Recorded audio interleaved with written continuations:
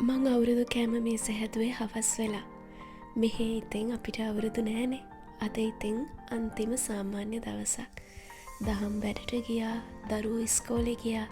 එයාලා හවස් වෙලා ගෙදර ආවට පස්සේ මං ගොඩාක් සතුටින් අවුරුදු කෑම මේස ලෑස්ති කරා. ඒ ගමන් රෑට කන්නත් ඒ මේසෙන්ම ලෑස්ති කරලා තිබ්බා. මගේ අතින්ම හැදුණු කැවිලි වලින් හදපු 5 වෙනි අවුරුදු කෑම මේසෙමේ. ඉතින් මට ගොඩාක් සතුටුයි. මේ සතුට දරුවෝ එක්ක බෙදා ගන්න එක ඊටත් වඩා සතුටක්. තේරෙන විදියට ලංකාවේ අවුරුද්ද ගැන යාලට කියලා දුන්නා. ඉතින් මේ ලැබුවා වූ අවුරුද්ද කිරියෙන් පැණියෙන් ඉතිරෙන සෞභාග්‍යයෙන් පිරෙන සුබම සුබ අවුරුද්දක් වෙන්න කියලා මගේ මුළු හිතින්ම ඔයාලා වෙනුවෙන් ප්‍රාර්ථනා කරනවා. ආදරයෙන් සැනසීමෙන් ඔයාලා හැමෝගෙම ජීවිත පිරීලා ඉතිරිලා යන්න ඕනේ.